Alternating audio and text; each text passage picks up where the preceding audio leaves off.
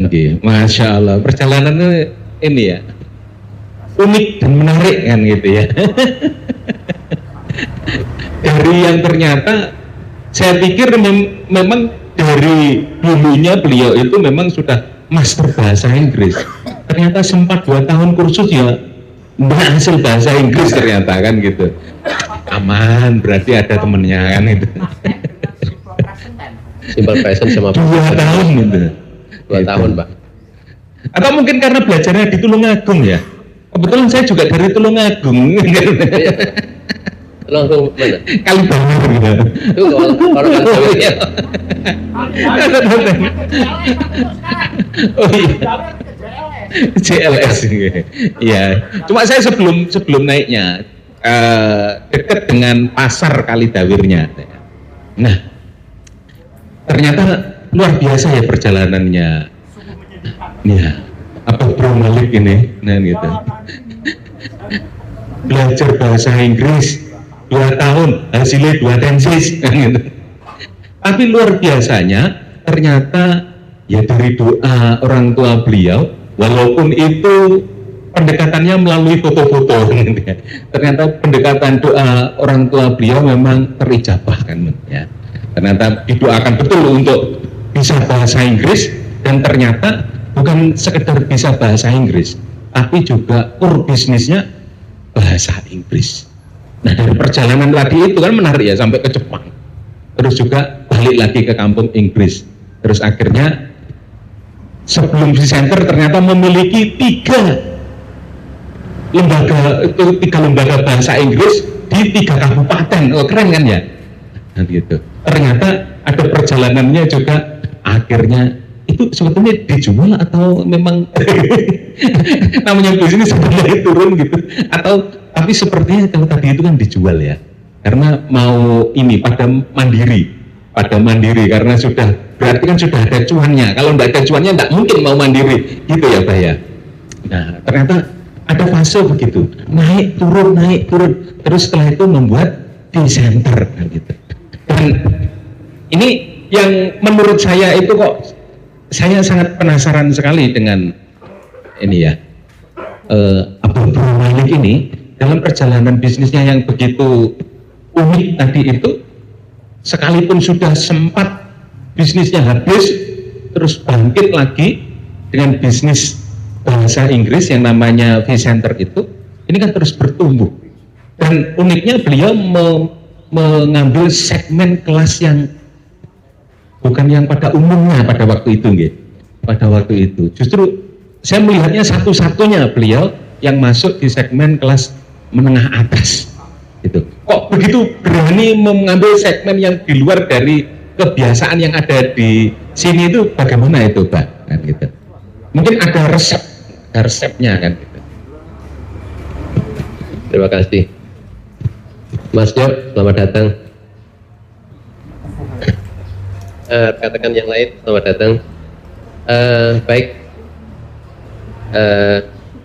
jadi saya tegaskan sekali lagi, saya bukan narasumber, tapi hari ini tidak ngobrol sama Bro Toto ini, karena saya juga bukan coach, saya bukan motivator, tapi hari ini semoga itu tepat sharing experience-nya bermanfaat. Jadi pada saat kami mengambil segmen menengah ke atas itu, seminggu harganya kalau nggak salah 800 itu pada zaman itu kos-kosan harganya masih 125 1 bulan. 125 per kepala 1 bulan. Nah dalam tidak termasuk makan. Tapi Pak Imam tidak mau gitu. Beliau harus sama makan, harus sama laundry. Jadi yang mau ngambil ke sana itu mikir-mikir, waduh, sekarang kos-kosan di luar aja 125.000 per bulan. Kemudian kalau di sana itu beliau juga belum pernah, awalnya kos-kosan biasa. Jadi karena mohon maaf banyak kasus, kos-kosannya itu pada saat itu banyak kasus antara laki-laki perempuan, akhirnya ketika saya tawari untuk rombongan beliau tertarik. Ya sudah, kalau gitu, kalau di tempat saya ini aturannya adalah tempat tinggal, makan sama laundry harus semuanya. Nah, saya itu langsung saya katakan bukan saya katakan tidak, tapi ketika saya ngobrol sama teman-teman yang lain, wah itu ngeri. Kalau harga segitu itu mengerikan. Tapi ternyata mengerikan di mata teman-teman yang ada di kanan kiri saya. Ketika saya cerita kepada kepala sekolahnya Al-Azhar, kita maunya begitu, kita nggak mau repot, beli makanan sendiri, kemudian ngelondri sendiri, kemudian tempatnya harus terpisah dengan tempat belajarnya. Saya nggak mau itu. Kami pengennya safe 100%. Saya mulai melirik yang kalau saya ngambil standarisasi Pare salah saya harus mulai melirik Jakarta. Jakarta itu orang kok berani itu angkanya di angka berapa sih model pelatihan seperti ini? Ternyata model pelatihan seperti ini di sana angkanya ketika saya mengambil angka 1.150.000 satu minggu itu di Jakarta dan sekitarnya angkanya sudah 1,5 2 juta. Tapi kalau Pare pada saat itu nyun sewu, kos-kosan masih di angka 125. Terus kemudian kalau kos-kosan sama program ya paling banter antara 300 sampai 500 ribu satu bulan.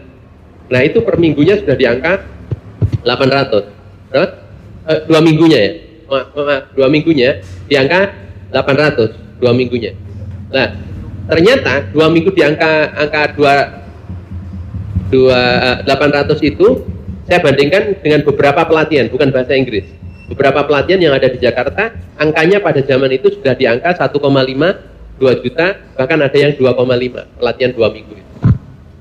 Nah, kalau saya ngambil standarisasinya Pare rendah. Saya ngambil standarisasinya Jakarta. Saya tawarkan begitu, dan Pare pada saat itu belum ada yang menawarkan dengan tempat tinggal, makan, laundry. Belum ada. Kenanya berapa Pak satu bulan? Rata-rata mereka ngambilnya cuma 2 minggu. Ya, 1 minggu. Kalau 2 minggu kenanya tadi 800 tadi. Jadi satu bulannya Satu bulan 1.150. 1.150. Pada saat itu Pare satu bulan, program 1 bulan itu masih di angka 300 sampai 500 ribu satu bulan. Kalau sama BLK saya Pak, satu bulan hampir 3 juta. Wah itu. Iya. Pesertanya dari Timur Timur. Oh Timur. Oh iya. Yang dari luar negeri soalnya ya pesertanya ya. Oh masih NKRI ya? Oh gitu. Yang biayai negara atau yang biaya sendiri? Oh gitu. Kalau ya. yang Makannya tidurnya di Hotel Amanda. oh iya. Itu pelatihannya di BLK. Tapi Iya. apa itu dibanding saja? Iya. Itu berarti kembali lagi ketika berani mengambil segmen kelas menengah atas itu berarti yang harus kita pakai satu cara pandang kita yang berbeda daripada umumnya, dan kedua kita juga memiliki standar yang tepat ya. Kalau pakai standar sini dapat nanti akan tidak berubah harganya gitu, Betul, seperti itu ya. betul. Ternyata ketika standar yang kita pakai standar Jakarta, ternyata itu hal yang wajar kan gitu ya. Ternyata ada perhitungan standar mana yang harus dipakai, mungkin gitu ya. betul. Mas. Tapi untuk mendapatkan seperti itu, kalau kita tidak ngumpul begini, ini kan sulit ya. Pada waktu itu bagaimana jenengan bisa mendapatkan pemilihan standar dan juga pemilihan cara berpikir? Ini kan Standar Pare. tidak semudah itu bisa kita memiliki cara berpikir dan standar yang digunakan sehingga kita mengambil langkah. Kalau sekarang kita ngumpul begini ada jenengan yang menginformasikan sehingga kita memiliki maklumat. Kalau dulu seperti apa bisa memiliki keberanian? Sebenarnya rumusnya sama seperti yang rekan-rekan lakukan sekarang ini. Jadi kalau bahasa simpelnya adalah nek ngopimu kurang ado, maka cara berpikirmu ya nggak berubah. Ya pada saat itu saya berkunjung rekan-rekan saya ketika Al-Azhar datang itu, kami mulai dengan telepon, dengan berkunjung dengan teman dan lain sebagainya. Artinya judulnya sama sebenarnya. Kopinya sing rada atoh titik, ojo karo koncone biasane, dan tema pembicaraannya berbeda. Akhirnya ketika angka segitu itu menjadi angka besar banget untuk ukuran kita, tapi ternyata untuk ukuran sana itu bukan angka yang gede, angka yang standar. Jadi satu contoh begini, untuk kalangan tertentu, satu contoh, kita berbicara Avanza itu adalah satu mobil yang cukup mahal.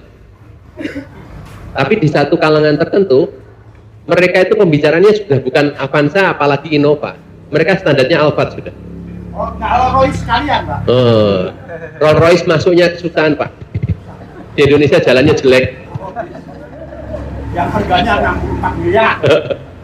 Nah, kita ngambil contoh yang simpel-simpel aja. Kita berbicara Avanza itu sudah mahal. Tapi orang lain, mereka standar terendahnya adalah Innova.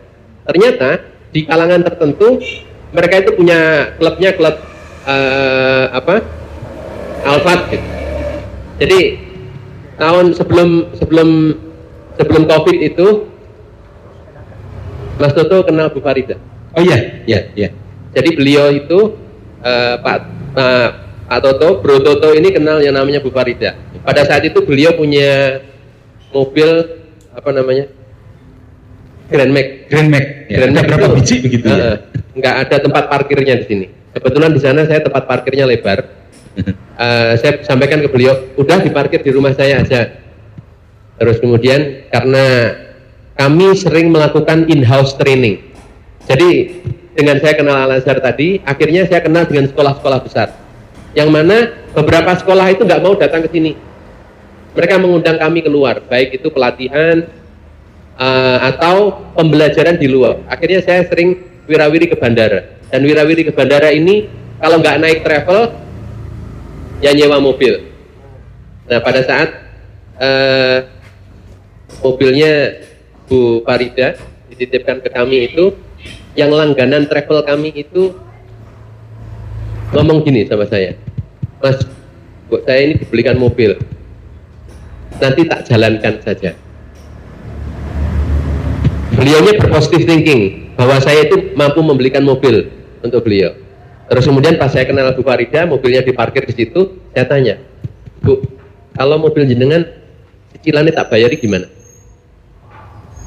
Oke. Why not gitu. Kenapa? Kenapa enggak? Akhirnya beliau parkir di sana, parkirnya gratis, cicilannya gratis. Dengan yang nyicili bukan saya, yang sopir travel tadi. Mulai dari Grand Max, jalan, kemudian ditambah dengan Luxio jalan, ditambah dengan Avanza, Xenia, ada semuanya. Pada saat itu kita mulai berpikir bandara pada saat itu, seingat saya kalau nggak salah 400.000 atau 500.000, 400 atau 450.000. Sementara Innova itu angkanya sudah 800.000. Nah kita coba-coba pengen menghadirkan Innova. Pertanyaannya adalah nanti sing nyewa siapa? Wong 400.000, 500.000 bandara itu saja masih banyak yang menawar. Kalau Innova 800.000 memang nanti ada yang beli. Awal-awal kami Innovanya masih pinjam dari luar. Begitu kita mulai menemukan pasar, ternyata Innova itu ada pasarnya sendiri. Orang-orang di Kediri dan sekitarnya ini awalnya saya tidak tahu. Ternyata banyak perusahaan, kemudian farmasi, dokter-dokternya itu kalau ke bandara nggak mau naik Avanza, naiknya minimal Innova. Dan mereka itu kalau pas Innova habis, saya tawari, gimana kalau Avanza saja, kemudian diskon 10% sampai 20%.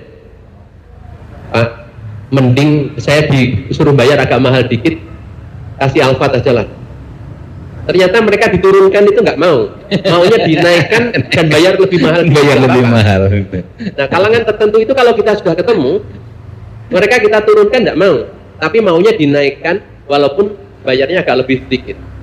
Nah seperti halnya anak-anak kami kalau misalnya travel di luar, kita travel misalnya ke Bali gitu ya, saya ngasih harga murah. Mereka ngecek hotelnya hotel apa. Pak Malik, jangan dikasih hotel itu. Anak-anak kami itu, mereka kalau sama orang tuanya biasanya hotel bintang 4, bintang 5. Kasih mereka agak sedikit lebih, tapi semuanya bisnya tahun sekian, kemudian ininya sekian, terus kemudian sampai hotelnya yang menentukan mereka. Nah itu akhirnya kalau mohon maaf, teman-teman di sini banting-bantingan harga, saya customize. Customize itu artinya mintamu seperti apa, tulisan. Dia minta misalnya hotelnya hotel budget, ya wes, berarti tak segitu, artinya hotel bintang 3. Kalau misalnya dia hotelnya agak bagus, ya saya suruh nulis. Kalaupun harganya akhirnya beda, mohon maaf, misalnya Bali 750 kita narik 1.500.000 pun nggak ada masalah, karena mereka customize sesuai dengan permintaan mereka, Jadi ya nggak apa-apa saja, akhirnya ketemu juga. Indonesia itu kan katanya krisis ekonomi dan banyak orang yang tidak kaya, tapi kenyataannya saya punya murid, beliau adalah salesnya Alphard. Pada saat COVID-19 itu ternyata yang nggak turun malah Alphard. Mobil mewah ya, malah nggak turun ya. Jadi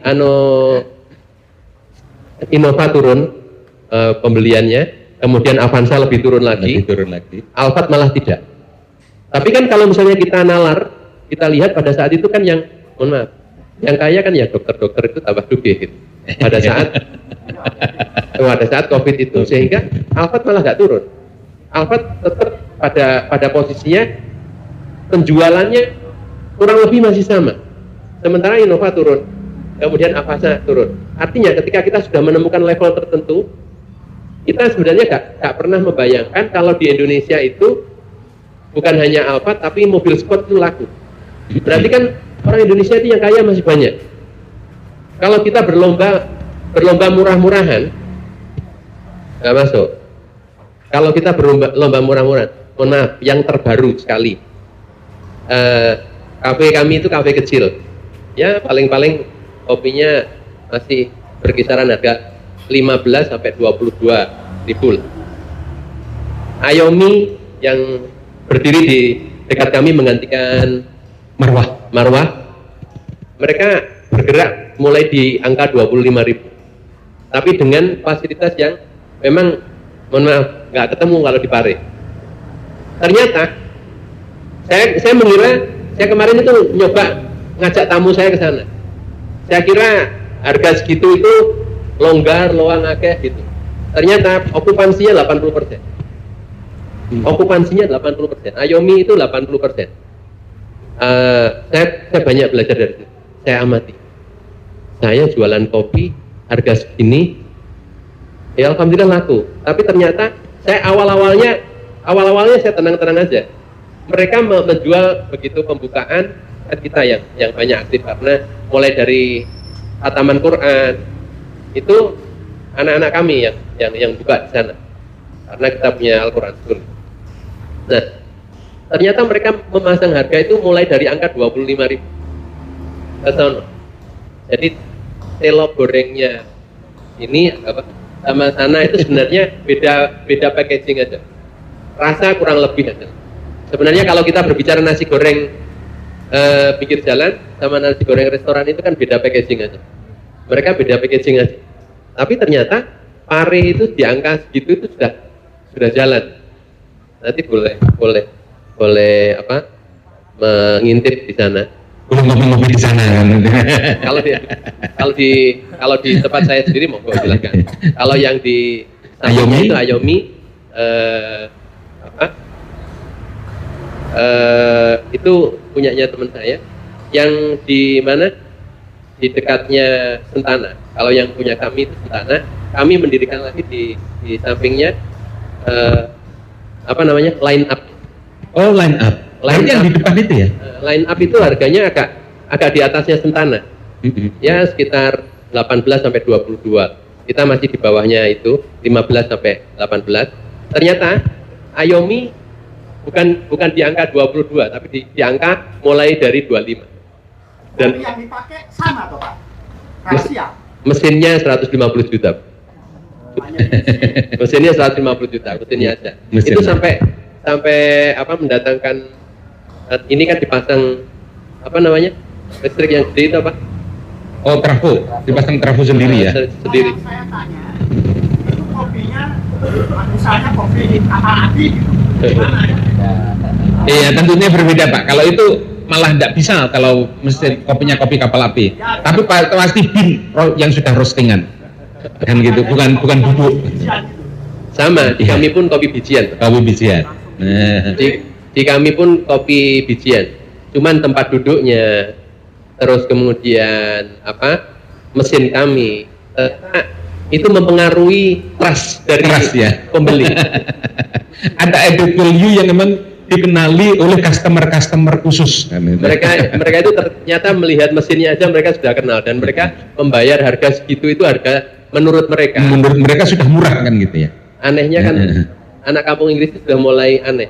Iya. Kalau makanan nyari yang 10.000, 15.000, oke mereka makan. Tapi kalau ngopi, nongkrong, ngopinya yang 25.000. Keren nggak? Iya. Wah, jadi terinspirasi juga ini. Ternyata ada titik-titik tertentu yang dibeli itu gengsi. Iya. Dulu ketika kami masih banyak di persewaan mobil, kami mengira Innova itu sudah paling mahal. Ternyata untuk acara mantenan, tahu mantenan? Iya. Kita nyewakan per jam. Mercy, BMW, Nah itu, Mazda. Mazda laku Pak. Kenapa? Mantenan itu sekali seumur hidup kan. Iya, sekali seumur. Jadi kalaupun mereka menyewa Mercy, menyewa BMW, gak apa-apa, sekali seumur hidup. Nah ternyata ya. yang paling enak itu jualan gengsi. Yang paling enak itu jualan gengsi. Gak usah kopi biasa-biasa boleh lah. Tapi yang penting orang itu. Iya. Jadi ternyata memang bukan masalah kopinya, tapi bagaimana gengsinya dimainkan. Bagaimana packagingnya menjadi orang itu kelihatan apa branded gitu. Padahal mohon maaf, kalau rekan-rekan yang sudah pernah di Starbucks, kopi ala kampung Inggris tempat kami itu sebenarnya kalau jauh-jauh beda banget ya enggak. Tapi kan nggak ada tulisannya Starbucks. Tidak ada brand internasionalnya ya. Internasionalnya. Ya, maka dari itu, jadi kalau yang ayam goreng itu bedanya apa sih sebenarnya? Kalau dulu mungkin niru KFC itu agak susah. Kalau hari ini yang rasanya mirip-mirip, sebenarnya banyak. Cuman karena tulisannya gak podo tadi, itu harganya menjadi beda. Ternyata itu mempengaruhi, apalagi kalau ditenteng gitu ya. Iya, ada tulisannya itu ternyata berpengaruh kepada gengsi sehingga orang juga rela membayar sekalipun jauh lebih mahal. Nah, ini kan menarik ya apa yang disampaikan oleh beliau tadi. Ternyata untuk bisa kita memiliki mindset dan juga kita memiliki ukuran yang tepat, demikian juga ternyata itu berpengaruh dari circle kita. Ngopine karo sopo kan gitu. Juga ngopine di mana kan gitu. Nah, itu ternyata berpengaruh.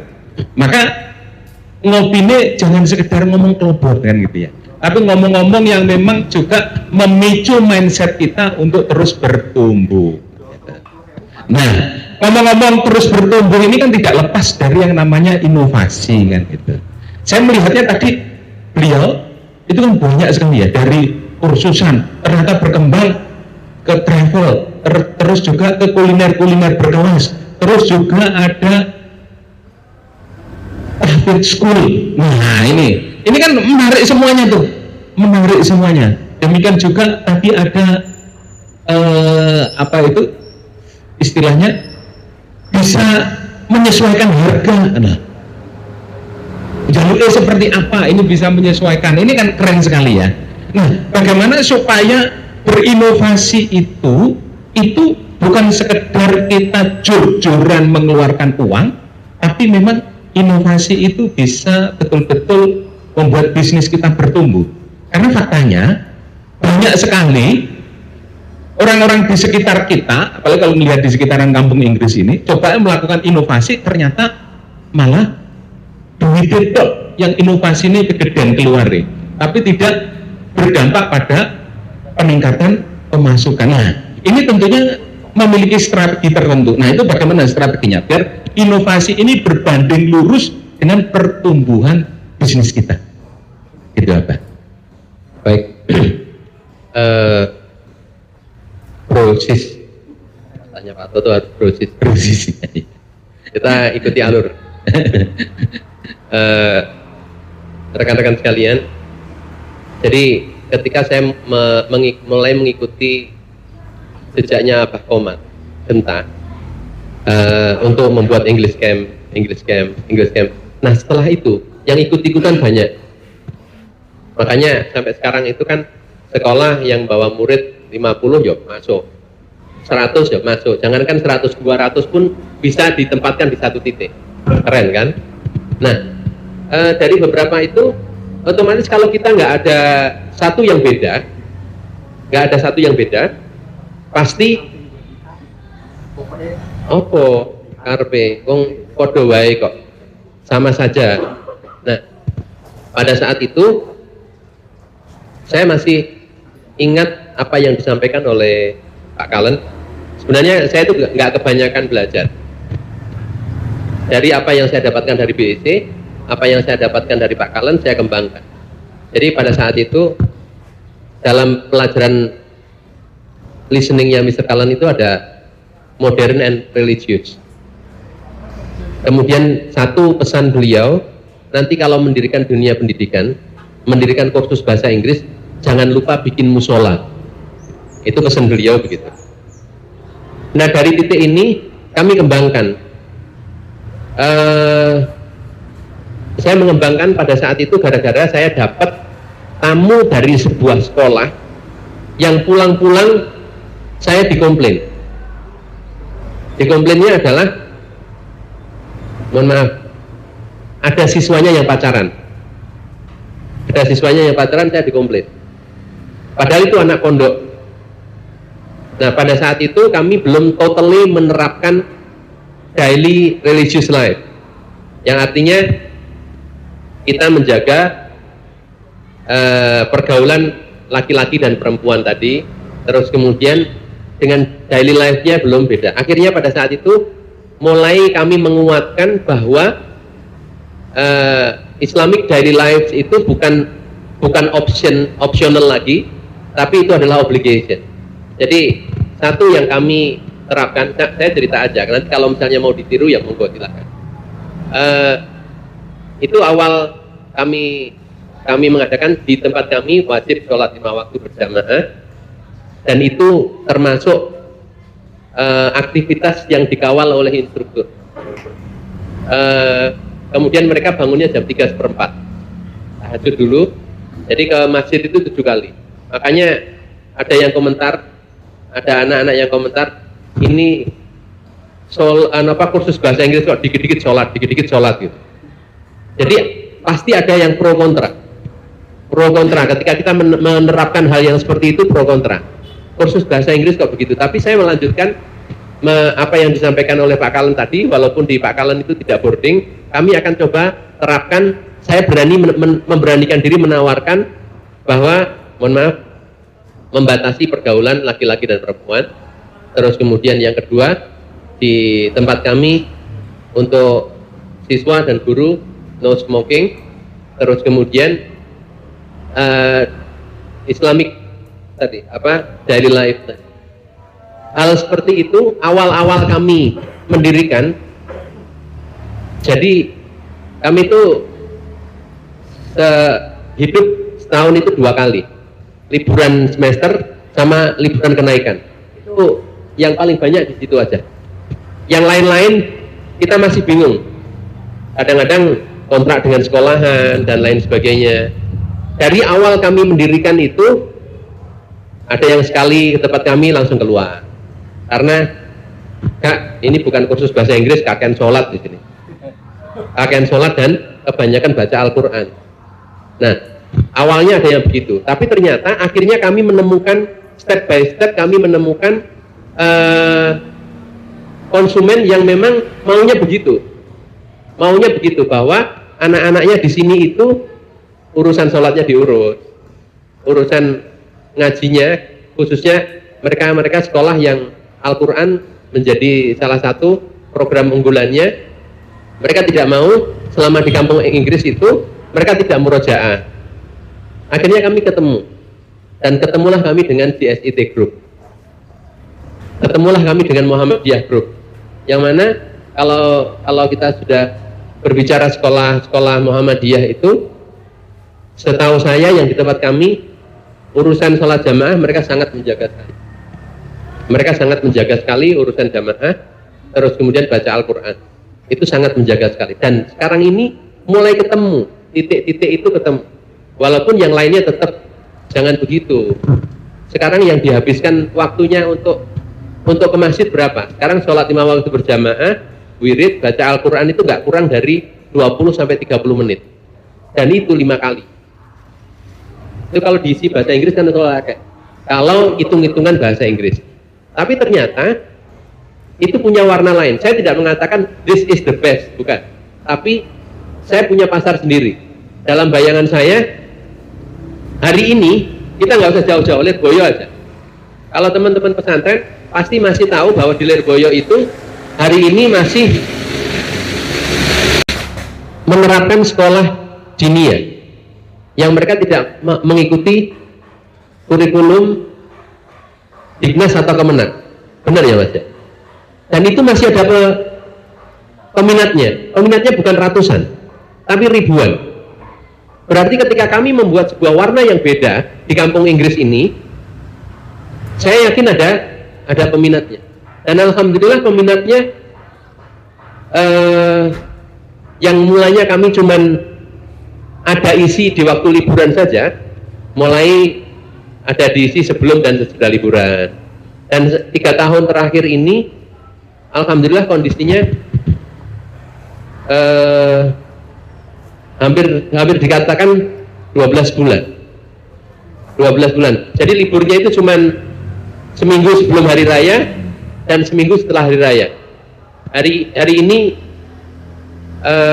kapasitas kami kecil, sekitar 400-an, dan alhamdulillah sekarang pemesanan sudah sampai Juni 2026. Walaupun masih ada titik-titik yang kurang ya. Nah, ternyata peminatnya ketika seperti itu masih banyak. Akhirnya kami bikin kafe sendiri. Kalau yang tengah itu totally no smoking area. Kalau yang sana, karena tamu kami bukan hanya orang-orang aliran tidak merokok, aliran merokok pun juga ada, maka kami ada smoking area sekalian di pojokan. Jadi kalau biasa pendidikan kami di Jepang, bukannya di Jepang itu tidak dilarang merokok total, tapi mereka ada smoking area. Smoking area ada sendiri di pojok, terus kemudian yang tengah, dan semua guru, kalau pertanyaannya Pak Malik, apakah semua guru benar-benar totally non-smoker? Saya simpel aja, lembaga kita ini tidak mengizinkan merokok. Tapi kalau yang, mohon maaf, dari pesantren mereka yang Nahdien itu biasanya ngerokok. Gak apa-apa, sampean masih ngerokok gak apa-apa, yang penting muridmu gak ada yang tahu, dan saya juga nggak tahu, dan ketika kamu deket saya nggak bau rokok, selesai. Entah di mana ngerokokmu terserah. Yang penting saya nggak bau rokok, muridmu nggak pernah tahu bahwa kamu ngerokok, dan semua toilet yang ada di Vicenter tidak ada bau rokok. Selesai. Jadi kalau ya pokoknya semua nggak ada bau rokok, selesai. Ini yang bercerita ini kayaknya sering mergoki gitu. Jadi bukan berarti kami sudah total. Saya sendiri adalah di masa peralihan. Di Pak Kalen itu tidak dilarang merokok. Cuman pada saat saya ngajar di sana, pada saat itu memang nggak ada yang ngerokok. Pak Kalen pun tidak melarang saya ngerokok. Akhirnya yang namanya dulu saya dari STM, dari pesantren masih ngerokok. Nggak banyak sih, cuma 2 pak sehari. Karena nggak ada temen yang ngerokok, saya ngerokoknya di kamar. Nah, bapak itu setiap pagi ketuk pintu, lik sarapan. Beliau yang masak sendiri. ketika yang namanya perokok dibuka kamarnya kan pasti bau rokok itu keluar. Bau rokok itu keluar. Beliau nggak marah-marah, nggak apa-apa, senyum aja. Pura-pura nggak tahu. Cuman karena saya agak waras, ya berarti beliaunya aslinya mencium bau rokok. Lama-kelamaan sudah saya memutuskan 97 berhenti total. Mulai dari 97. Itu bentuk ketakdiman ya kepada guru kan gitu. Mulainya dari Sekalipun tidak dilarang itu akhirnya berhenti kan gitu ya. dan komunitasnya di BSC sendiri nggak ada yang rokok. Itu saya mengatakan seperti ini bukan berarti saya benci dengan rokok, tidak. Artinya yang begitu itu ada komunitasnya sendiri. Ada ini ya, ada peminatnya sendiri. Ketika kita melarang seperti itu ternyata awalnya ada yang mengatakan jangan begitu, nanti kamu nggak punya murid. Bukan begitu. Ternyata ada sendiri peminat-peminat yang memang mereka menginginkan ketika ngirim anak-anak ke Pare itu nggak setuju mereka nongkrong dengan para perokok. Itu ada peminatnya sendiri. Nah kami ngambil yang itu gitu. Saya bukan berarti mengatakan yang merokok salah, ternyata silahkan, pahamnya beda-beda. Kalau Anda meyakini ngerokok boleh ya silahkan, monggo, nggak apa-apa. Kalau tamu saya otomatis nggak ada yang ngerokok, masuk aja smoking area. Saya menyiapkan smoking area. Tapi kalau yang terlibat dalam dunia pendidikan, baik itu di bahasa Inggris maupun di Al-Quran School-nya, semuanya saya larang untuk merokok. Karena ada satu kisah unik.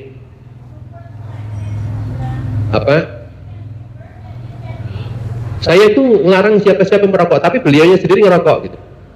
Ya sudah, kalau gitu gak usah diayal. Kalau diayal, ditoni dalil dan lain sebagainya, tiwas debat gak akan selesai. Begitu namu beliaunya ngerokok, saya suguhi rokok, kemudian istrinya saya harus suguhi rokok, anaknya tak suguhi rokok. Monggo silahkan ngerokok bareng-bareng. Istri saya nggak boleh ngerokok. Kenapa Anda aja boleh kok, istrinya nggak boleh ngerokok? Anaknya ya nggak boleh ngerokok kalau sama dia.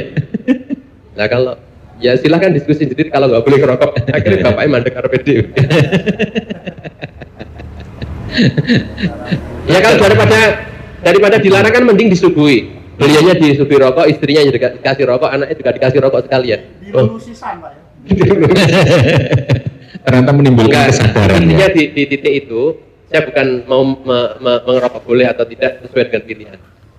Intinya semuanya itu ada pasarnya sendiri. Kita nggak perlu khawatir, nggak perlu takut ketika kita menawarkan bahwa di lembaga kita misalnya, kalau kami sudah di-clear, kalau mau dicontoh, ditiru silahkan. Karena bagi kami adalah seperti itu adalah orang Jawa bilang itu akan menjadi pagar dengan sendirinya. Ngajak murid-murid kita, guru-guru kita sholat jamaah, terus kemudian wirid, baca Al-Quran itu wis ora usah ngene wong pinter. Kalau bahasanya orang Jawa itu omahmu kok gak mbok pageri.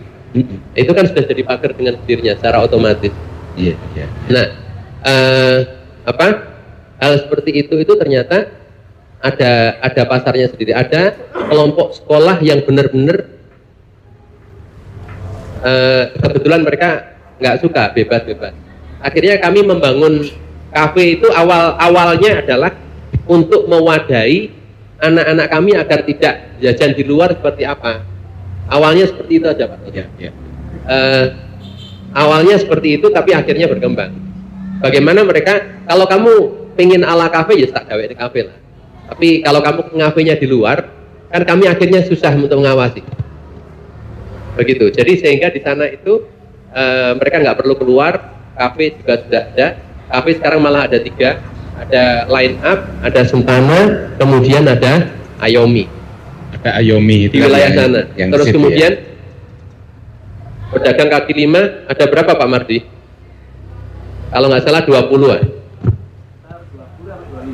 20 sampai 25. 20 atau 25. Sampai 25 di tempat kami. Berkah. Iya.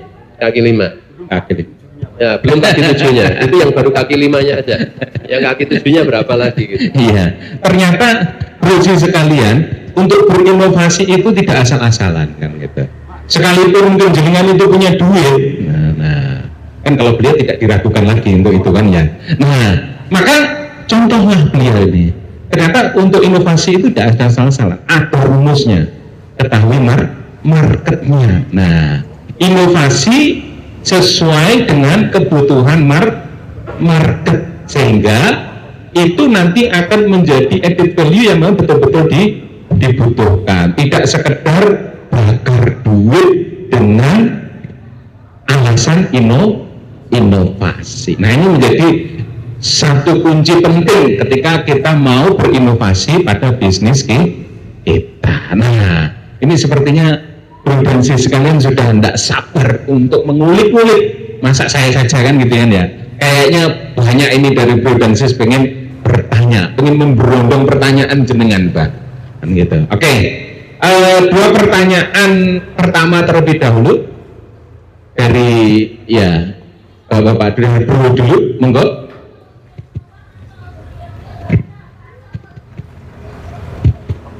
Yang sangat membagongkan. Terima kasih. Assalamualaikum warahmatullahi wabarakatuh. Waalaikumsalam.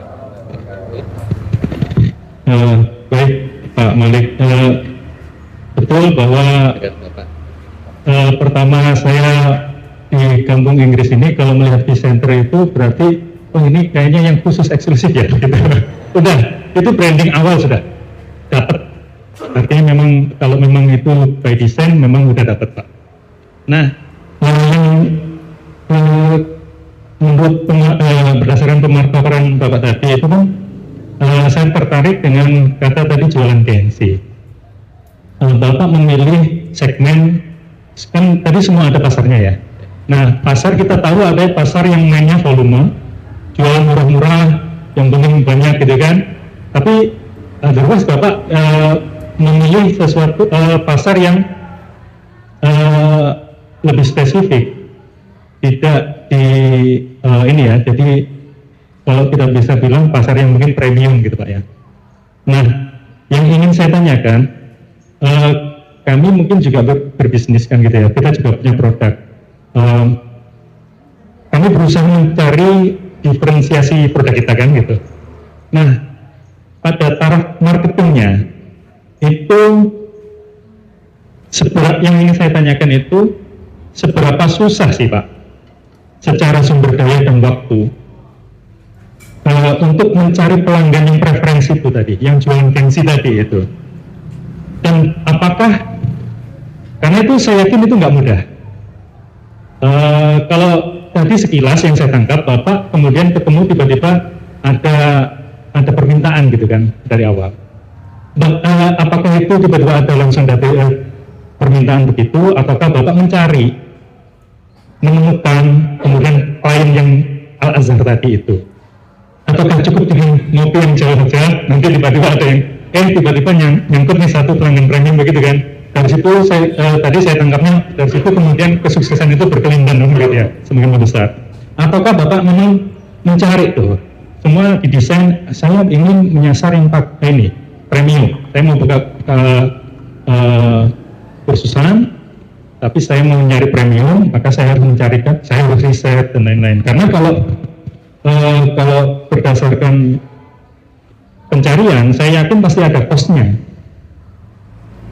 Begitu bendera sudah dikibarkan, belum ada pelanggan yang premium yang kita sasar, ini kan harus ada yang dibakar uangnya kan gitu. Jadi akhirnya banyak yang kemudian menyasar karena belum dapat juga pelanggan yang premium, akhirnya ya udah seadanya gitu. Yang penting produknya laku kan gitu. Nah itu Pak, mungkin Bapak mudah-mudahan bisa ini ya, apa yang saya maksudkan bisa ditangkap begitu Pak. Jadi usahanya tadi di awal. Terima kasih. Assalamualaikum warahmatullahi wabarakatuh. Dengan Bapak Galih dari Bro Galih. Oke. Dengan Bro Galih atau dengan Pak Galih, terima kasih atas pertanyaannya. Jadi saya ikut Pak Kalen itu 9 tahun. Ada yang saya tahu ketika saya mempelajari, ada yang saya tidak tahu tapi wis pokoknya melok guru nih wae. Jadi kalau ada orang nanya BEC itu British, American atau Australian, saya bingung jawabnya. Artinya nanti Jawa British juga semuanya British, American nggak semuanya American, kemudian Australian nggak semuanya Australian. Tapi ternyata mohon maaf kalau ada rekan-rekan yang tunggal guru tapi dengan analisa yang berbeda tentang Pak Kalen, tingkat keistiqomahan beliau itu luar biasa. Saya 9 tahun ikut Pak Kalen, beliau ngajar belum pernah absen. Jangankan absen, terlambat aja belum pernah. Itu satu kerennya. Setahu saya, beliau itu adalah orang yang sangat kuat sekali menjaga sholat jamaah. Terus kemudian itu di samping satu di sisi, kalau jenengan percaya bahwa ini ada power tersendiri, monggo. Tidak percaya ya gak apa-apa.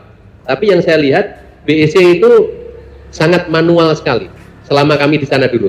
Sekarang mungkin sudah agak modern ya, ada media sosial, karena media sosial hampir semua lembaga sekarang itu punya. Tapi pada saat saya berada di sana dulu, belum pada musimnya media sosial seperti yang sekarang ini, belum ada. Bapak itu cuman bahasa Inggrisnya standar, tapi disiplinnya hari ini, kalau pada saat itu ya, yang saya tahu, untuk program TC itu masih susah dicari bandingannya. Tingkat disiplinnya cukup luar biasa. Kenapa saya bisa tahu begitu? Saya ngawal ngajar di TC itu 9 tahun. Walaupun bahasa Inggrisnya seperti apa, jangankan urusan mare, gontor itu ada yang seneng, ada yang nggak seneng. Kalau yang seneng mereka mengatakan bahwa disiplinnya tinggi. Kalau ada yang nggak seneng mengatakan bahwa gontor itu Inggris, tapi Inggrisnya juga Inggris Jawa, bukan British, bukan American. Tapi kan mereka sudah English gitu. Di TC itu juga begitu. Dan itu tidak mudah untuk menyaingi disiplin yang ada. Selama beliau mengajar saya masih menjadi siswa. Saya itu tinggal di musolanya Mr. Kalen. Karena mohon maaf, sambil nyari gratisan di TC 6 bulan yang pertama itu, karena kondisi juga pas-pasan, saya jujur nyari gratisan, kosnya biar gratis, ngelamar jadi marbot. Marbot itu kalau di sana itu ngopeni siritein, jadi sekaligus marbot, jadi jualan di kafe, kantinnya BEC.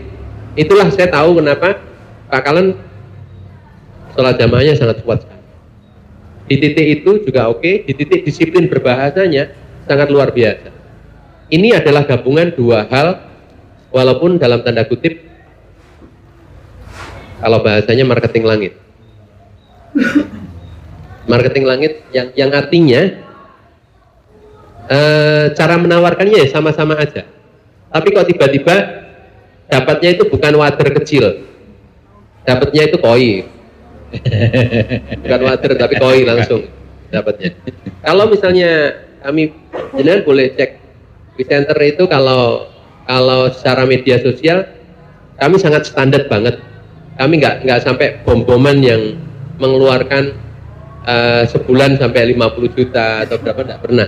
Kami mengeluarkan, pernah saya nyewa konten kreator itu paling mahal sebulan 4.500.000. Itu pun ternyata nggak banyak efeknya nggak terlalu banyak. Akhirnya saya tarik lagi, ya sudah, guru-guru saja, orang-orang kantor kami yang konten seadanya, tapi jalan. Tapi dalam ketika mereka berada di tempat kami, yang kami lakukan adalah kami mencoba melakukan hal yang terbaik dari mereka.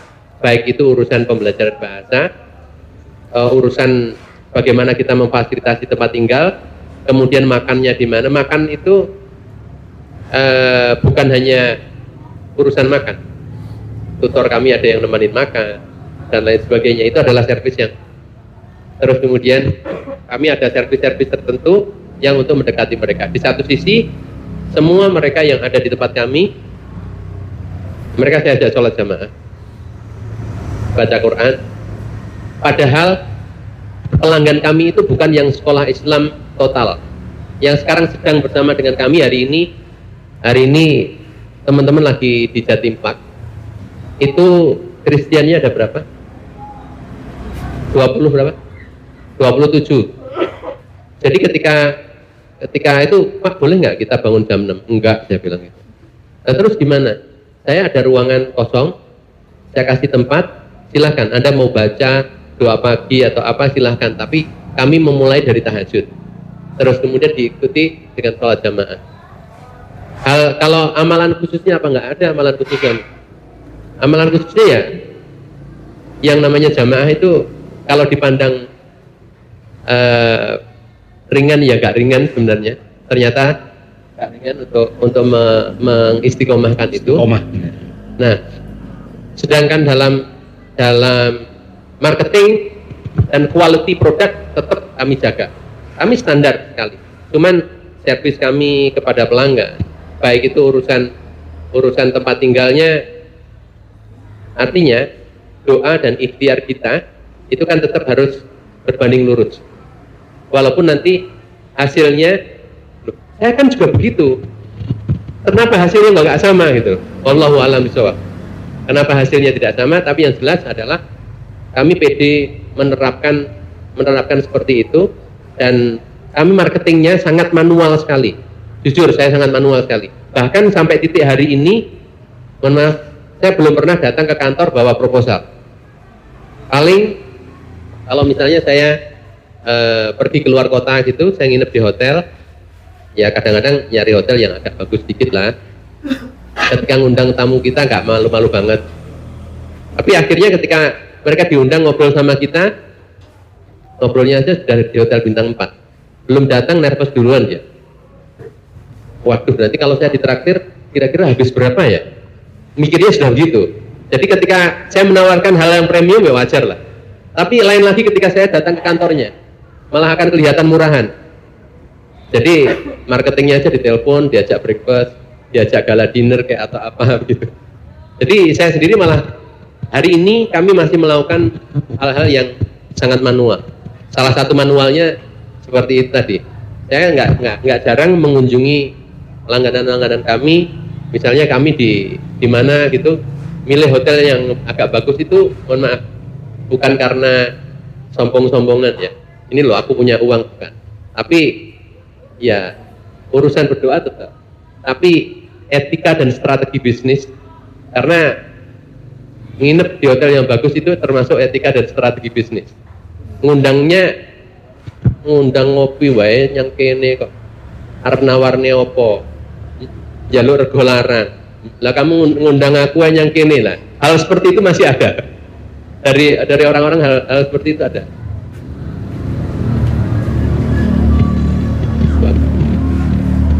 Hal yang seperti itu masih ada, Pak. Jadi kalau ditanya, kami belum sehebat LC, yang mana LC itu sudah bisa dikatakan semi autopilot atau bahkan autopilot. Kami itu masih sedikit manual, yaitu marketing masih saya jalani sendiri.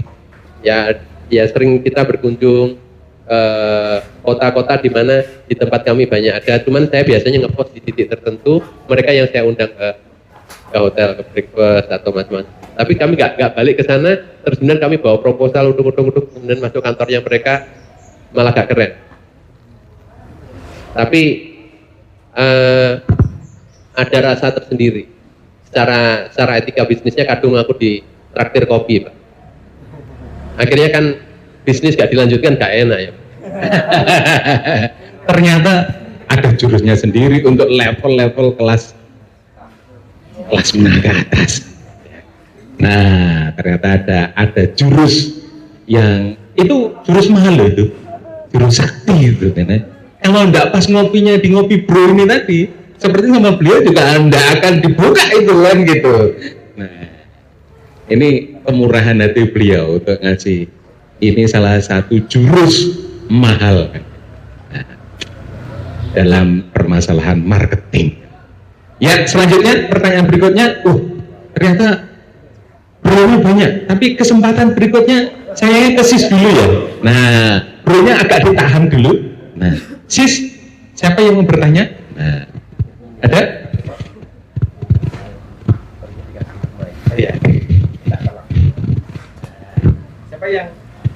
mau bertanya dari sis? Belum ada? Belum ada? Oke, kalau belum ada, saya kasihkan ke bro dulu. Tadi siapa yang duluan? Kayaknya yang unik dulu nih. Nah, dengan seragam khasnya beliau. Monggo. Perkenalkan siapa, terus mungkin bisnisnya apa? Siapa tahu nanti itu bisa di ini ya. Kolaborasi. Ada peluang kan gitu. Nah. Assalamualaikum warahmatullahi wabarakatuh. Waalaikumsalam warahmatullahi wabarakatuh. Perkenalkan dulu, saya Fuad Hasan. Kalau biasanya jenengan dulu Haji Amin gitu. Gini, hari saya kebetulan bisnisnya kuliner, bro Malik ya. Biasanya nyeloknya Pak Yai biasanya kalau di sana. Iya. Saya kebetulan bisnis kuliner dan hari ini luar biasa, banyak sekali bermunculan kuliner baru dan tentunya harganya itu wah jauh sekali. Kalau Ancur-ancuran atau tinggi-tinggian? Ancur-ancuran. Nah, nanti Iya. dengan beliau tinggi-tinggian gitu. Oke. Banyak kan, akhirnya kita itu kadang tergoda dengan di sana itu harganya segitu. Kita tetap selama ini kan kita ngambil pasar itu kan memang ya sama menengah ke atas, awal mula kita berdiri dulu ya. Yang saya mau tanyakan itu bagaimana cara menjaga strategi menjaga konsisten target market yang menengah ke atas tadi, biar kita tuh tetap konsisten di situ dengan adanya gempuran harga-harga yang bawah tadi gitu ya, bisa dipahami ya. Bisa tetap bertahan dan konsisten Tetap di dengan gempuran kompetitor agar tetap di kelas menengah ke atas, khususnya kuliner ya. Ya, terima Kan kasih. kelas kulinernya kan di situ kan ya. Oke. Oke, berarti pertanyaan yang tepat gitu. Monggo.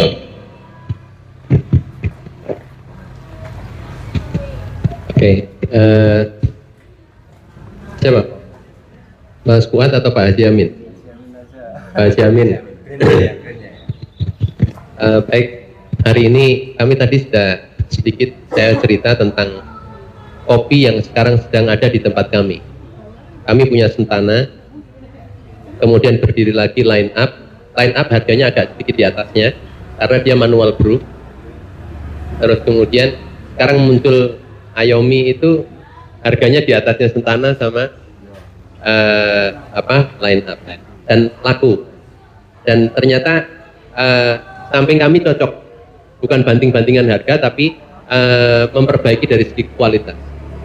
Satu contoh yang saya lihat dari Line Up itu Ayomi itu dari segi ruangannya, kami harus mengakui mereka punya ruangan yang kami tidak punya. Mereka punya ruangan AC. Mohon maaf, dari segi kursinya mereka menang. Kalau beliau tadi Pak Cipto menanyakan apa kopi ini beda. Kalau kopinya saya rasa tidak beda-beda banget. Cuman mesinnya yang beda, Pak. Ketika kopi itu keluar dari mesin yang beda,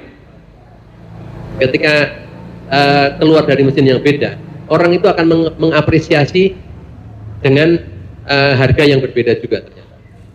Nah, ini satu titik. Saya tadi mengatakan bahwa, mohon maaf, kadang-kadang kita low profile juga boleh, tapi di titik-titik tertentu kita kalau dengan rekenan bisnis kita menunjukkan value itu kayaknya juga diperlukan. Seperti yang kami ceritakan tadi, ketika iya atau tidak iya, ketika kita lagi ngundang mereka ngobrol.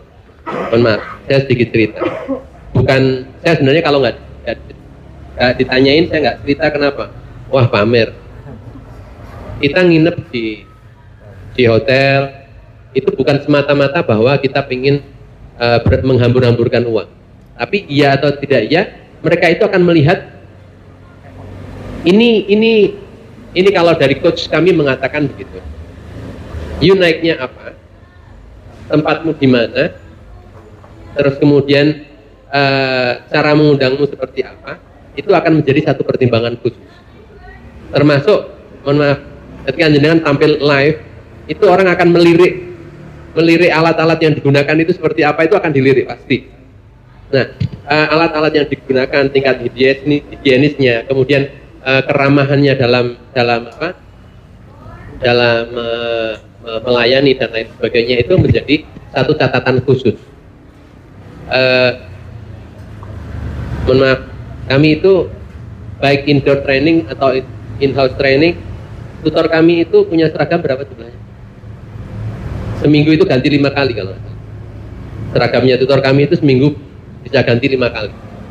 Untuk menunjukkan kepada mereka bahwa ini satu komitmen profesional kami. Dari cara berpakaian saja, orang itu kan akan melihat di titik itu. Iya atau tidak iyanya akan melihat di titik itu. Sementara kan mengatakan kan yang penting rasanya. Kalau bilang yang penting rasanya, saya sampaikan rasanya kopi saya sebenarnya nggak kalah-kalah banget. Tapi saya akan merasa menerima kalah dengan Ayomi. Ya sudahlah, apa-apa, saya tetap ada di situ karena yang terjadi adalah minibar mereka jauh kelihatan lebih eksekutif dibanding minibar saya. Satu, mesinnya dia lebih eksekutif daripada mesin saya. Ya sudah, nggak apa-apa. Nanti yang punya duit agak banyak silakan ngopinya di Ayomi, yang duitnya agak nggak begitu banyak ngopinya di tempat saya atau di line up. Artinya kita harus tetap berpositif thinking, memandang kompetitor kita. Tidak tiba-tiba bernegatif thinking atau malah mikir wah ini mesti gawe orang Jawa itu kayak pesugihan kayak apa, bukan begitu. Tapi kita lihat performance-nya detail seperti apa, sampai kita lihat seragamnya seperti apa, terus kemudian cara menyajikannya seperti apa, terus kemudian rasanya seperti apa, kemudian packaging.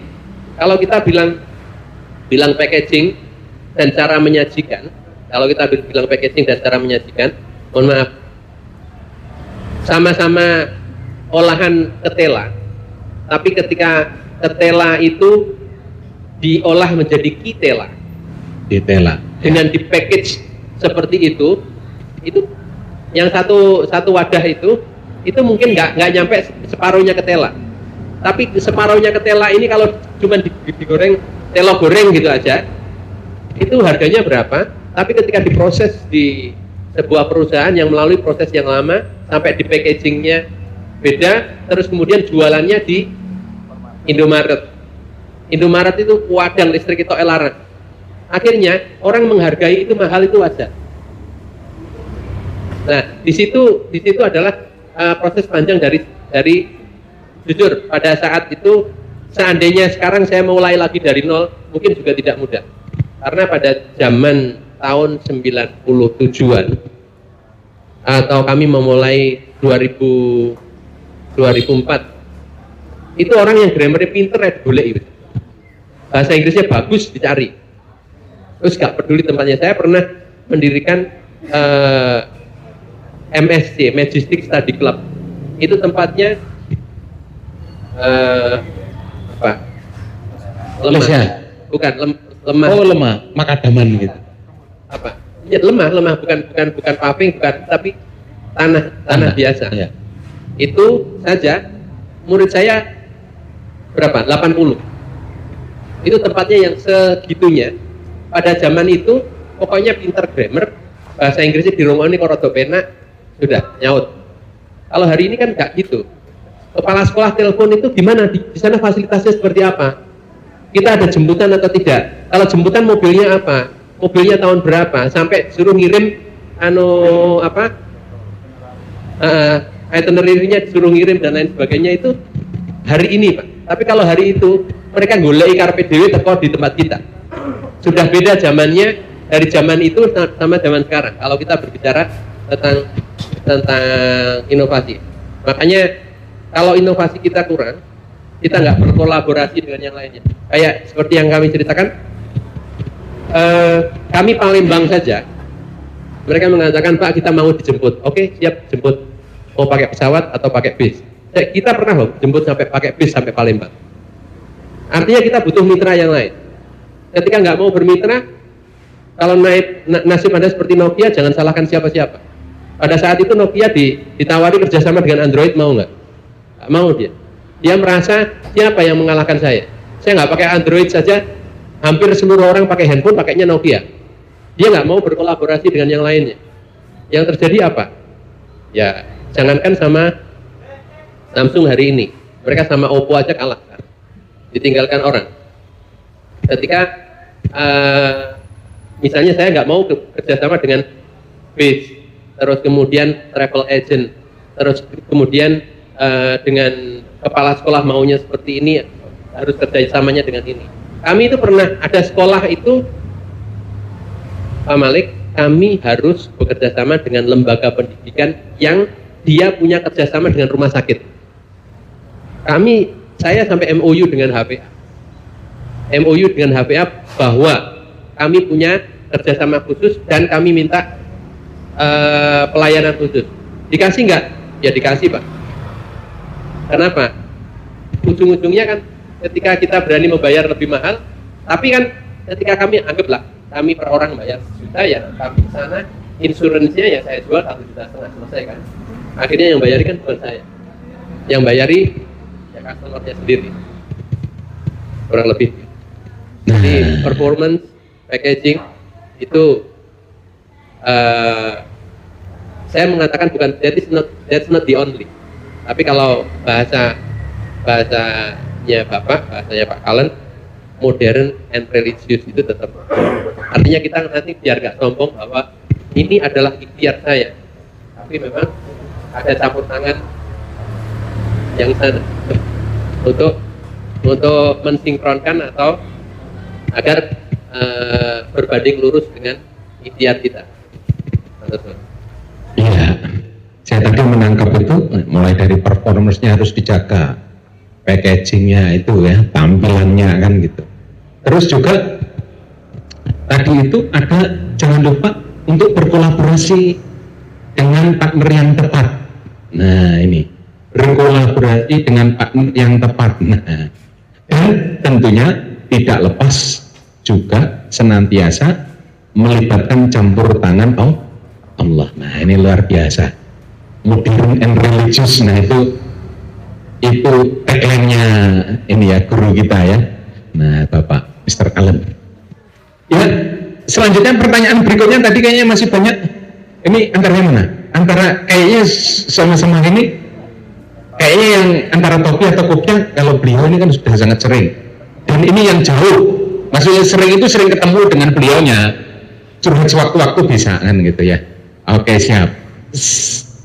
Satu pertanyaan atau 2 pertanyaan lagi ngeten nggih. Nah, ini kepada beliau, Bro Anas, kebetulan jauh ini dan menyeberang sana.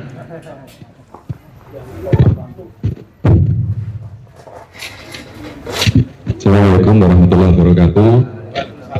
Perkenalkan, Bro Malik, nama saya Anas dari Kandangan. Alhamdulillah, perkenalkan, kami diamanai untuk mengelola lembaga pendidikan SMK. Nah, di sini kalau saya tadi menyimpulkan ya, ada memang kita menuju ke segmentasi pasar khusus. Nah, itu yang jadi dilema di tempat kami malahan ketika kita mau menuju ke segmentasi khusus, misalnya yang menengah ke atas nih, kami punya di lembaga pendidikan kan ada semacam tanggung jawab sosial lah.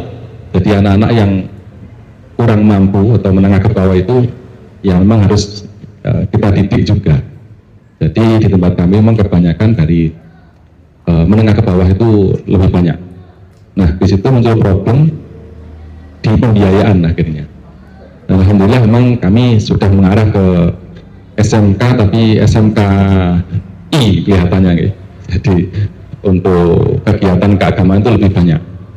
Mulai sholat duha, kemudian BTQ, baca tulis Quran, sholat zuhur berjamaah, dan lain sebagainya. Di SMK Wiyata Mandala di Kecamatan Kebun sana. Nah, Jadi itu bagaimana mungkin ada ide atau inspirasi atau masukan buat kami mengenai pembiayaan tadi, yang mana karena yang segmentasi pasar kami itu banyak menengah ke bawah, yang memang tidak apa kita menerima anak-anak yang memang harus kita didik di anak-anak yang menengah ke bawah tadi. Mungkin itu saja. Assalamualaikum warahmatullahi wabarakatuh. Waalaikumsalam warahmatullahi wabarakatuh. Terima kasih Bro Anas, Mas Anas, Ustadz Anas. Sedikit saya cerita. Jadi hari ini yang kami rintis belum semuanya menghasilkan uang juga. Ada yang belum menghasilkan uang tapi sudah berjalan. Jadi Vcenter itu hari ini punya Vcenter Al-Quran School. Yang ini masuk tahun kelima. Masuk tahun kelima. Jadi programnya itu seperti Quranic Homeschooling, yang mana mereka selama 3 tahun hanya belajar bahasa Inggris sama belajar Al-Quran. Al-Qurannya 80%, bahasa Inggrisnya 20%. Jadi anak-anak nggak belajar mata pelajaran apa-apa kecuali Al-Quran dan bahasa Inggris. Kami menatanya pelan-pelan, dan satu lagi, pangsa pasar kami bukan, mohon maaf, Pare dan sekitarnya. Kalau saya pasarkan di Pare dan sekitarnya, masuk dengan angka sekitar 10 jutaan itu harga yang cukup mahal. Terus kemudian kalau sekolah mondok dengan harga 2 jutaan, itu padahal operasional kami untuk 1 bulan itu 4 juta untuk 1 orangnya. Kemudian untuk Al-Quran School itu kami jual cuma 2 juta. Sebenarnya menurut kami itu sudah subsidi, tapi mungkin menurut orang lain atau bahkan untuk ukuran Pare harga itu masih cukup tinggi. Kami memulai pas pada saat COVID-19, kalau nggak salah pada saat itu 2019 akhir atau 2020 ya. Ini masuk tahun kelima. Pertama kali murid kami 9 alhamdulillah, yang bayar 1 itu pun bayar separuh. Jadi subsidinya berapa persen? Subsidinya 95%. Cuman dari 9 orang ini kami buat bagaimana kita melakukan totalitas, semua fasilitas distandarkan. Yang akhirnya alhamdulillah sampai titik hari ini itu subsidi kami mungkin tinggal 40%. Artinya kami belum berbicara tentang profit, tapi kita berbicara bahwa subsidi itu sudah mulai turun. Jadi ada titik-titik tertentu yang kita mungkin langsung bisa angkat dengan harga. Jadi harga publish kami tetap diangkat 2 juta, Pak. Walaupun di dalamnya sebenarnya ya campur-campur. Ono sing kuat 1 juta, ada yang ya sekuatnya, ada yang orang-orang khusus kami itu mulai dari keluarga kami. Mulai dari keluarga kami yang sekolah, orang dekat kami yang sekolah. Nah sekarang ini orang luarnya sudah sekitar 60%. Maka dari itu subsidi tinggal sekitar 40%, alhamdulillah. Artinya sudah hampir mulai bisa menghidupi diri sendiri. Al-Quran School. Nah memang target kami adalah bukan Pare, tapi target nasional. Kalau target nasional, angka 2 juta itu masih angka yang rendah. Kalau bandingan kita dengan Al-Hikmah, bandingan kita dengan Al-Mahirah, bandingan kita dengan beberapa sekolah IIBS yang lainnya, kita masih terhitung rendah. Hari ini kita mulai dari luar Jawa sampai yang Jawa sudah berjalan. Dan ini satu yang perlu kita syukuri, hari ini kita insya Allah tinggal 40% subsidi itu, dan program sudah berjalan secara normal, walaupun murid kami belum banyak, sekitar 40-an. Cuman kan kami tidak banting harga dengan mohon maaf, padahal Pare dan sekitarnya itu mondok mulai dari harga 500.000, 750.000, 1 juta sudah lumayan angka yang tinggi. Kami berani di angka 2 juta, yang menurut kami itu masih subsidi, tapi menurut orang lain masih mahal. Subsidi mahal itu kalau ukuran Pare dan sekitarnya. Kami target kami bukan Pare. Kata coach kami, kalau bikin sesuatu itu jangan standar lokal. Kalau standar lokal, ingat kita itu sudah dijajah. Orang Amerika itu jualan kopi aja 50.000 dan targetnya kamu. Apa? Mereka jualan Starbucks itu 50.000 dan targetnya kita. Mereka itu menarget bukan koncone dewe, tonggone dewe, bukan, tapi sampai melangkah ke Indonesia. Dan ternyata orang Indonesia yang biasanya beli kopi 3.000 itu sing belum tuh saya ketahui ya banyak juga. Banyak juga, iya.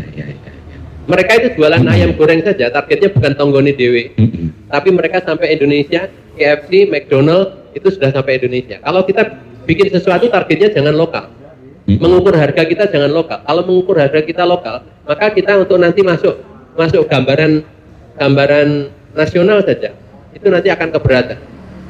Nah, yang terjadi adalah kalaupun misalnya saya menetapkan harga 2 juta, sekarang mulai berjalan. Kami mengatakan bahwa 60%-nya sudah berjalan. Mulai dari dulu kami 5%. Artinya yang disubsidi adalah 95%. Yang disubsidi 95%. Dan sekarang yang disubsidi alhamdulillah tinggal 40%. Dan itu sudah berjalan. Tapi kan dari luar orang memandangnya adalah kelas kami adalah kelasnya minimal ukuran nasional. Jadi ketika mereka bayar segitu, bandingan mereka bukan sekolah yang di Pare itu sebenarnya bayarnya piro toh. Mereka membandingkannya dengan Al-Hikmah yang hampir 6 juta, terus kemudian Al-Mahira yang 3 juta sekian. Harga 2 juta kami termasuk harga yang tidak terlalu mahal. Maka dari itu jangan target harga lokal, tapi kita minimal nasional. Karena kami dapat nasihat begini, kalau you bikin sesuatu, kamu ngukur hargamu dari harga lokal, maka kamu akan merasa itu kemahalan. Ya mungkin hari ini kalau dikatakan bahasa Inggris kebetulan mungkin Allah memberikan kemudahan kami di bahasa Inggris dalam kami menjual. Tadi Pak kok tiba-tiba dapat yang apa?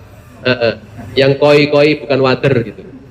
Nah, itu ternyata mungkin Allah menitipkan saya untuk menyubsidi Al-Quran School-nya itu memang dari bahasa Inggrisnya. Artinya, seperti yang kami ceritakan tadi, semuanya tidak bisa terlepas dengan urusan yang sana. Maka dari itu kami Al-Quran School itu berani menargetkannya nasional. Kami tidak menargetkan cepat, tapi kita mencoba step by step. Kalau dikatakan Amalek berarti sudah sempurna on the way. Dalam perjalanan kita sempurnakan pelan-pelan. Tapi dari 40 itu kami sudah punya pengasuh 9 dan pengurus khusus ada 4, jadi 13 orang. Yang ngopeni dari 40 orang itu. Yang lainnya tetap mereka gajinya standar. Kalau mereka digaji berdasarkan muridmu KB piro gajinya segitu, yang Melayu Pak mereka. Maka dari itu hal yang perlu dilakukan adalah subsidi. Tapi percaya bahwa kita melakukan subsidi pada sekolah tersebut pasti ada urusannya di sana. Pasti. Dan kalau kami menerapkan standar lokal, maka mereka pun juga nggak percaya. Ya, kita bingung loh Pak. Kalau mereka yang sudah biasa beli barang branded, buka Shopee, harganya sama ini itu antara percaya dan murah jangan-jangan barangnya palsu Pak. Mereka nanyanya begitu. Tapi kalau menurut mereka harganya standar, oh ini nggak palsu. Oh ini berarti diopeni tenan. Betul. Iya. Ternyata penting sekali ya menentukan standar kita. Kalau ternyata kita ngukurnya dengan standar lokal, ya nanti tidak jauh beda, tetap anjur-anjuran gitu. Maka kita harus tahu persis standar yang akan kita gunakan untuk mengukur itu standar yang mana. Jangan standar lokal, tapi standar yang nasional, yang internasional, sehingga kita menempatkan harga pun kita akan percaya diri. Apalagi kalau percaya dirinya, oh ini masih murah kok kalau dibandingkan itu dengan kualitas yang seperti itu semakin pede lagi ya Pak ya. Iya. Alhamdulillah ini sebetulnya masih banyak sekali pertanyaan-pertanyaan. Nah, tapi belum lohor kok. Nah, oh khusus request dari beliau ternyata masih boleh satu lagi, dan kebetulan tadi kayaknya sudah waiting list dari sebelum datang. Nah, bayangkan, mau bertanya saja karena tahu yang akan menjadi narasumber ngopi pro hari ini beliau, waiting list pertanyaannya itu sebelum datang, kan gitu. Monggo kepada Bro Nyoks dipersilahkan. Bismillahirrahmanirrahim. Assalamualaikum warahmatullahi wabarakatuh. Waalaikumsalam warahmatullahi wabarakatuh. Yang pertama, saya terposisikan nih kayaknya sebagai seorang penanya alternatif terus bakal ini. Gimana kalau gak ada penanya baru yang terjadi sini. Yang kedua,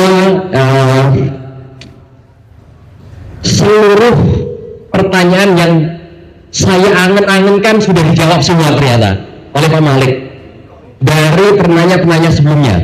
Walhasil saya tetap harus mengambil bagian karena setiap pertemuan begini saya mewajibkan dulu, memang dari dulu suka untuk bertanya walaupun terakhir, walaupun gak ada pertanyaan, sehingga saya harus sampaikan satu dua hal yang saya ambil dari sebuah maqalah, maqfurah dan hikmah balighah yang disandarkan oleh Al-Imam kepada Al-Imam Ali ibn Abi Thalib. I'mal li dunyaka kannaka ta'ishu abadan wa amal li akhiratika kannaka tamutu ghadan. Amin. Amin. Berbuatlah untuk duniamu seakan-akan kau hidup selamanya, dan berbuatlah untuk akhiratmu seakan-akan kau akan mati esok hari. Yang kedua, saya ambil dari sebuah ayat Quran, wa ahsin kama ahsanallahu ilaik. Wa ahsin kama ahsanallahu ilaik. Berbuat baiklah sebagaimana Allah telah berbuat baik padamu. Dan yang ketiga, ada satu makalah juga yang keren, bahwa man arada dunya fa'alaihi bil ilmi wa man arada al-akhirata fa'alaihi bil ilmi wa man aradahuma fa'alaihi bil ilmi. Yang terakhir ada satu perkataan yang keren banget, semua nanti akan saya curahkan, akan saya relatekan kepada Pak Malik. Man khadama khudima, barang siapa yang pernah mengabdikan diri entah pada gurunya, kiainya, mursyidnya atau siapapun, satu waktu nanti orang akan tuntut berkhidmah kepadanya. Sehingga saya kasih garis bawah bahwa kalau Pak Malik dianggap orang kaya hari ini, saya katakan wajar. Kenapa? Mungkin sesuatu yang zahir yang saya hukumi sudah beliau sampaikan, tetapi saya selalu tertarik dengan sesuatu yang invisible, yang tidak terlihat oleh mata. Tetapi beliau sampaikan tadi, saya tidak punya amalan khusus, saya tidak punya sesuatu, semuanya bisa diindra, sehingga saya tidak jadi bertanya itu. Yang kedua, apakah Pak Malik punya tanda kutip orang yang sakti di belakangnya? Ternyata juga sudah dijawab. Wah, saya bingungan. Akhirnya saya katakan, oh, saya tahu kenapa Pak Malik sukses dan kaya, dan ini bukan akhir dari kekayaan Pak Malik di mata kita dan di mata Allah. Ini baru awal. Karena Pak Malik, saya berkeyakinan 100% akan bisa bertambah kaya dan kaya sebagaimana Utsman. Amin, amin, amin. Sebagaimana orang-orang muhsin yang kaya tak terhingga. Kenapa? Ini rahasianya. Saya mengambil kesimpulan dari sesuatu yang mungkin tidak dilihat dari kita semuanya, yaitu Pak Malik unik bagi saya karena beliau selalu mensinergikan antara beliau dan istri beliau, Bu Ami. Beliau punya satu amalan yang mungkin tidak tercetuskan, tapi saya menyimpulkan itu bahwa beliau terlalu banyak tabungan semestanya. Kalau beliau tadi mengatakan ada marketing langit, saya justru di atasnya. Beliau punya tabungan semesta. Tabungan semesta ini bisa diunduh kapan saja. Ketika mendapatkan permasalahan, cukup katakan, ya Allah, saya berwasilah dengan tabunganku A, B, C, mudahkanlah. Bisa. Intinya adalah tabungan semesta ini sebagaimana tabungan kita di bank-bank dan di orang-orang.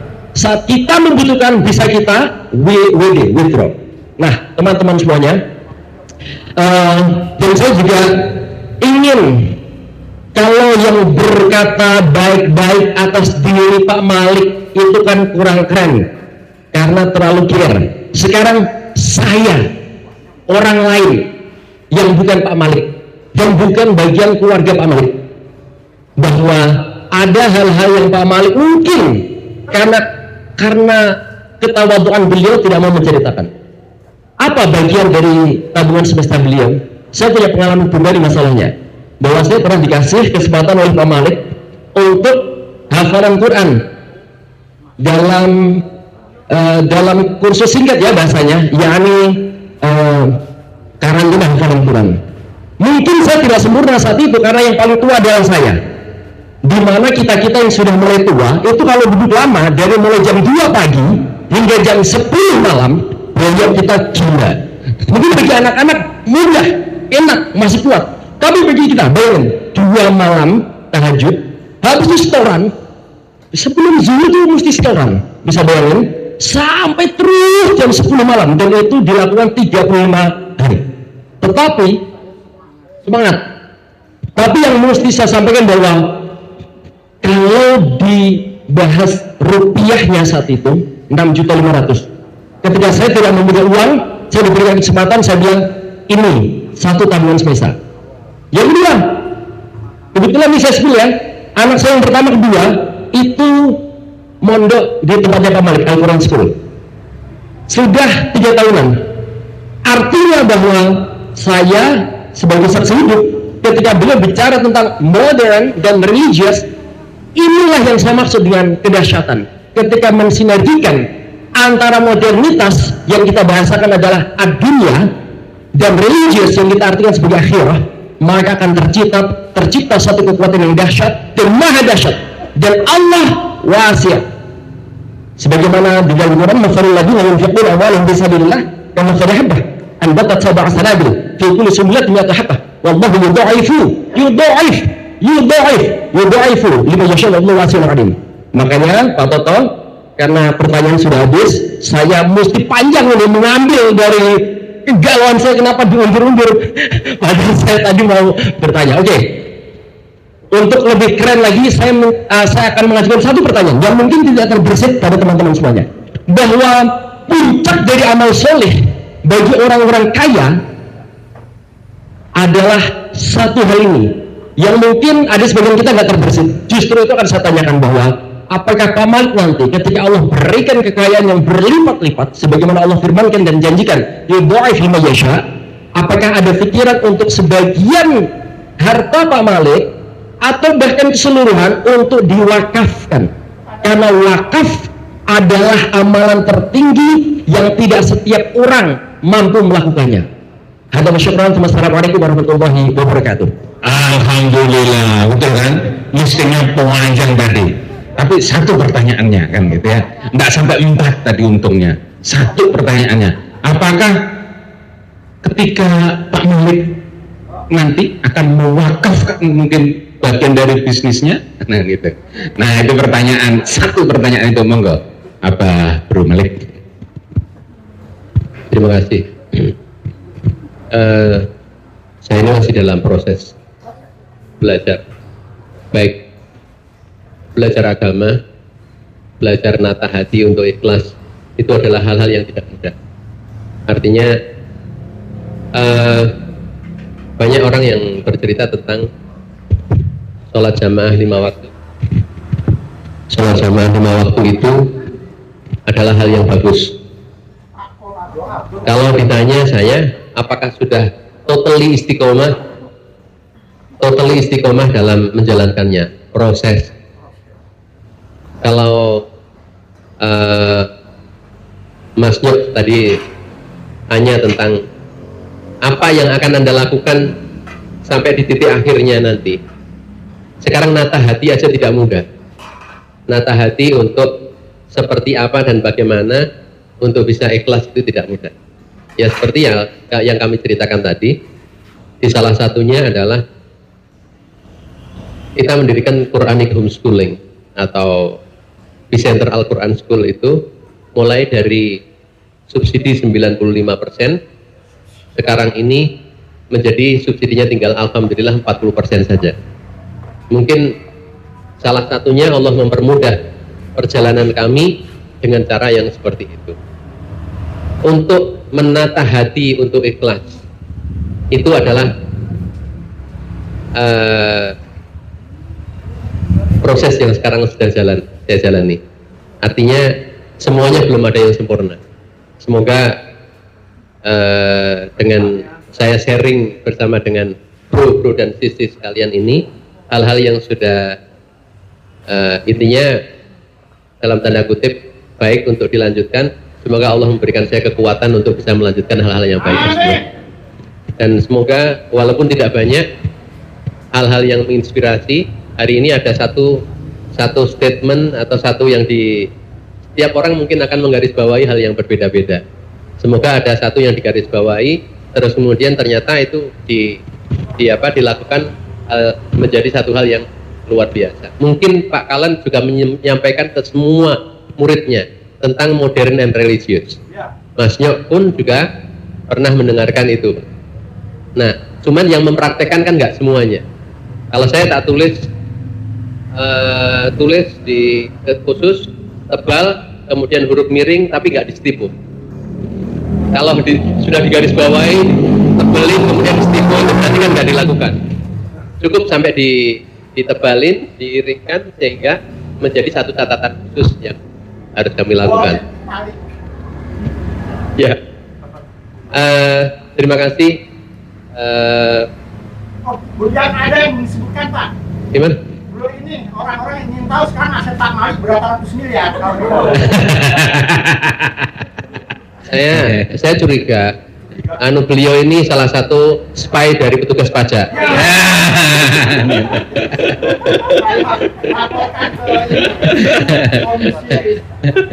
Ortex. Laporan harta kekayaan penyelenggara khusus. Mohon doanya, semoga bermanfaat yang ada. Insya Allah.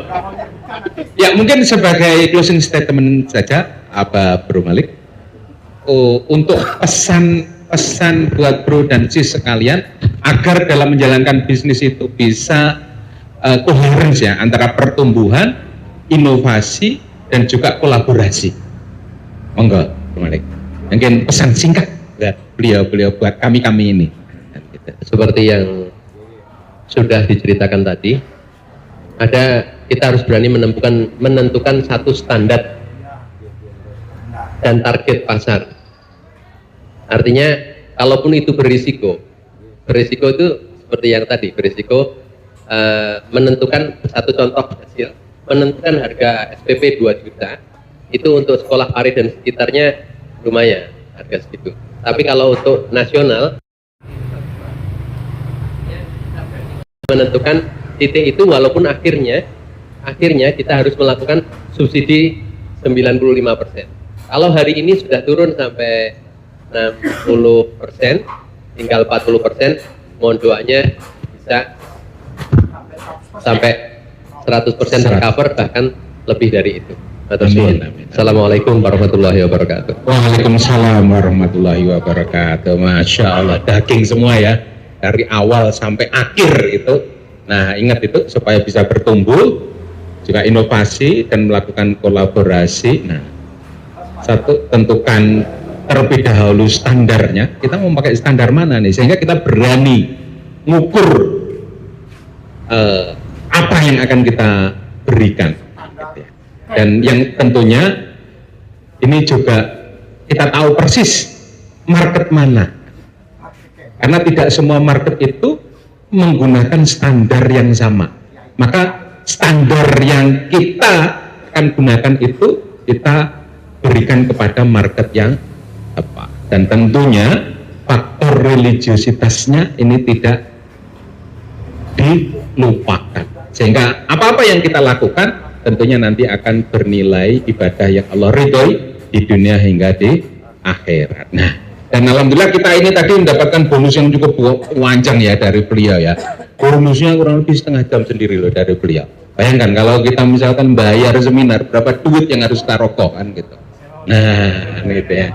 Nah, sewa hotelnya saja itu mahal kan gitu. Nah, maka Ini istimewa ngopi bro kita ini kan gitu.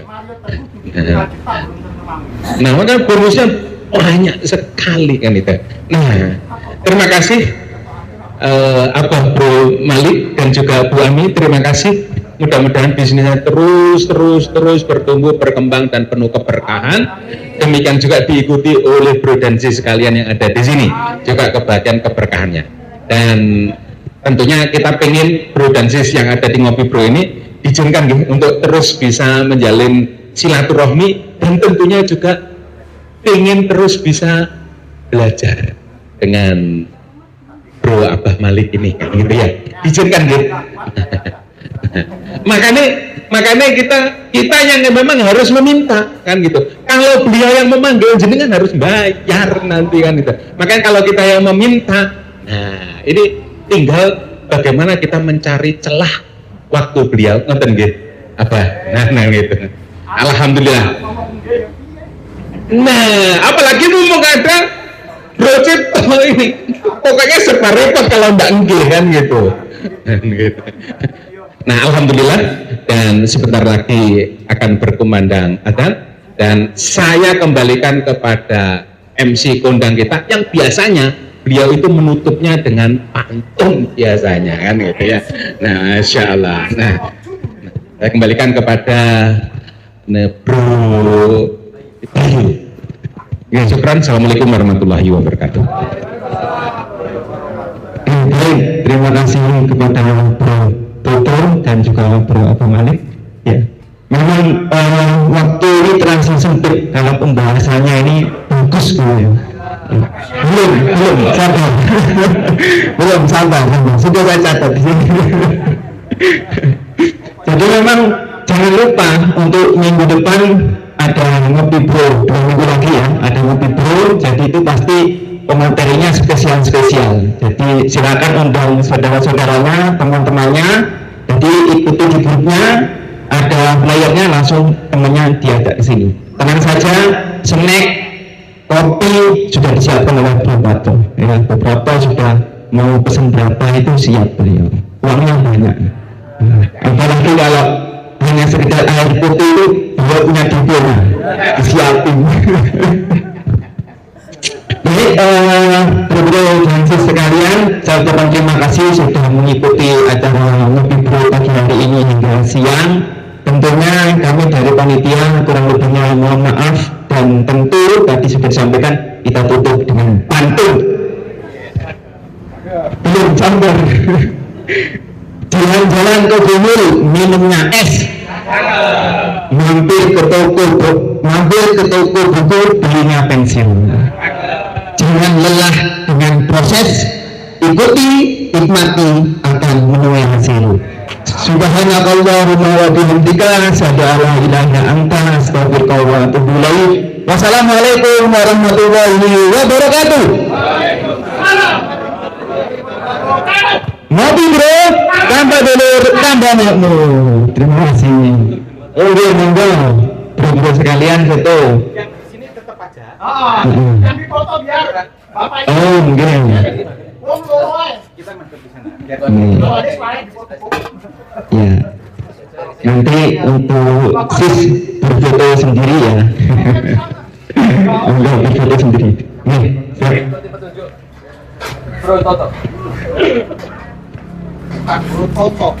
Bro Abah Haji Toto. Super.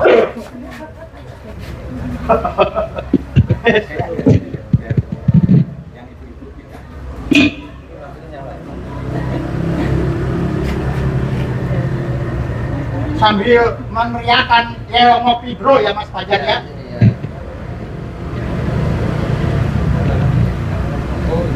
Ada tekoy.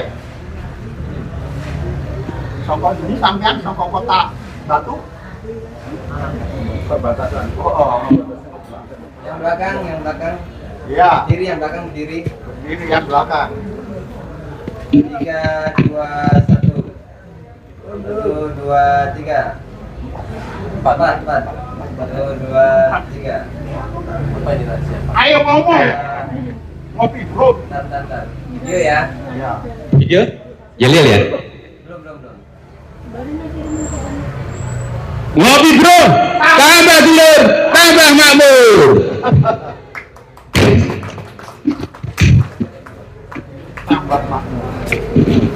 Sudah, baru. Itu enggak ini dulu deh. Terima kasih. Olah